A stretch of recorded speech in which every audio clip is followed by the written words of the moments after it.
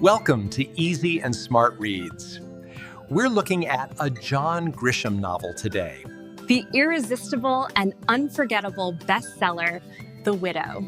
Okay, let's unpack this. We received sources detailing the pretty sudden and spectacular downfall of a small-town lawyer named Simon Latch.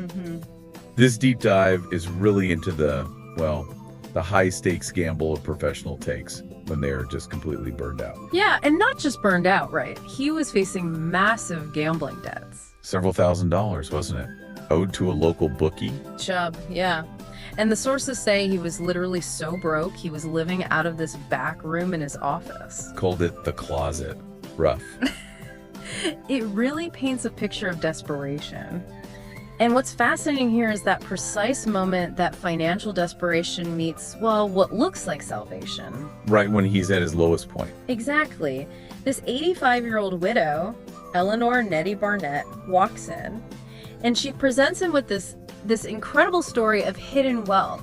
$16 million. Over $16 million, she claimed. In Coca-Cola and Walmart stock, meticulously shielded, she said, from her late husband's hostile outlaw sons. Wow. So for Simon, this isn't just another client. No, this was like a lifeline, his ticket out. Yeah.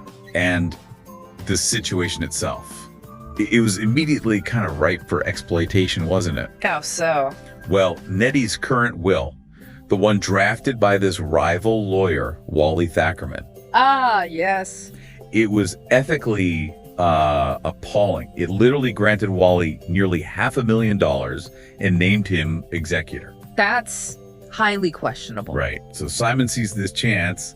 He can be the hero, fix this glaring breach. And more importantly, perhaps, put himself directly into the financial driver's seat. Exactly. The source material really highlights how quickly Simon moved on this. He secured a new will, that named several charities. And himself as executor, of course. And himself as executor, yes. But, crucially, he also convinced Netti to sign an advance directive for medical care and a full power of attorney. Okay, the POA, that's the big one. That is the critical mechanism here. Because the POA meant he didn't just stand to inherit later. He gained immediate full control. Control to do what? Liquidate assets. Liquidate assets, handle all her finances, total control. And this control, it just instantly accelerated the stakes. Yeah. Massively. And the timeline speeds up disturbingly right after he gets that control, doesn't it? It really does. First, one of the stepsons, Clyde Corsack, he brutally assaults the other lawyer, Wally Thackerman. Over the estate. Seems like it. A big confrontation. And this naturally makes Netti utterly terrified of her stepsons. Pushing her closer to Simon. I'm completely reliant on him, yeah.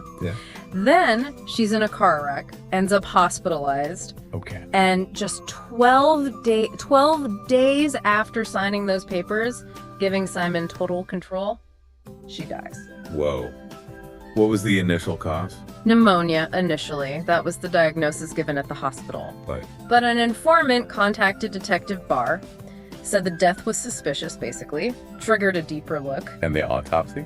The subsequent autopsy revealed the true cause of death, Valium poisoning. Valium, how did they trace that? Well, the sources link this poison back to some Saigon ginger cookies. Cookies Simon had actually purchased himself at a local Vietnamese restaurant. He bought them. He bought them, and his secretary, Matilda, she had delivered them to Netti in the hospital. Oh, man. So the narrative writes itself for the prosecution. Pretty much. The narrative they established was clear. Simon, desperate for cash, facing this tax deadline, administers poison to get immediate, irrevocable control of that $16 million estate.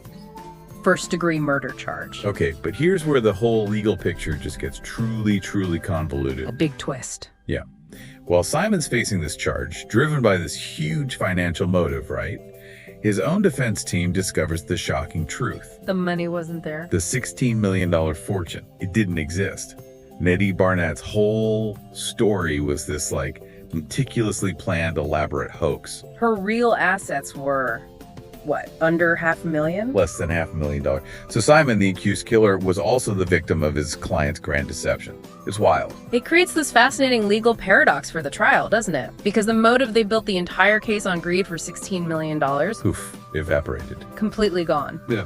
Yet Simon Latch was found guilty. How? If the main motive disappeared. Well, the sources show the prosecution really pivoted. They focused intensely on the control he gained from the power of attorney. The POA again. And the physical connection to the poisoned cookies. They basically argued, okay, maybe it wasn't $16 million, but the intent to steal something was there. He still wanted whatever money she did have. And Simon. What was his defense then? He desperately tried to point the finger elsewhere. He suggested everyone from the rival lawyer, Wally. Who stood to gain if Simon was out of the picture? Right. Or even his own secretary, Matilda. Turns out she was secretly meeting with the other stepson, Jerry Corsack. No way. More complications. Exactly. He argued maybe they swapped the poisoned food. Or maybe even hospital staff. Lots of possibilities. But the jury didn't buy it. No. They rejected those arguments. They seemed to focus on the simple, clear path. Simon had the debt, Simon got the control, Simon bought the cookies linked to the poison, Netti died. It was the most direct line, even if the pot of gold wasn't as big. It seemed that way. Massive debt, immediate control, proximity to the poison, and then the death. So what is this whole mess? What does it all mean, really? You've got this desperate lawyer, a client who was, well, a master manipulator. Definitely. A vicious poisoning. And then a conviction based on the appearance of motive, even when the reality of that motive just fell apart. It really raises an important question, I think, for you, the listener. When the system finds someone like Simon Latch, financially ruined, bought the poisoned food, held all the power over the victim, The perfect patsy. does the sheer convenience of that perfect patsy sometimes override the need to really dig deep into that complex web of other suspects? You know, the terrifying stepsons, the compromised rival lawyer, the secretary meeting secretly. Yeah. Was Simon the architect of the crime, blinded by greed even for a smaller amount? Or was he just the easiest person to frame when the real killer needed to disappear? A chilling thought. Dive deeper into this story. Maybe look into the book if you can find them. And see if you think justice was truly served here, or if Simon Latch was just the most convenient person to blame. If you liked it, give it a like and subscribe to enjoy more titles like this. Bye-bye. It is surprising from start to finish. Every lover of suspense novels should read.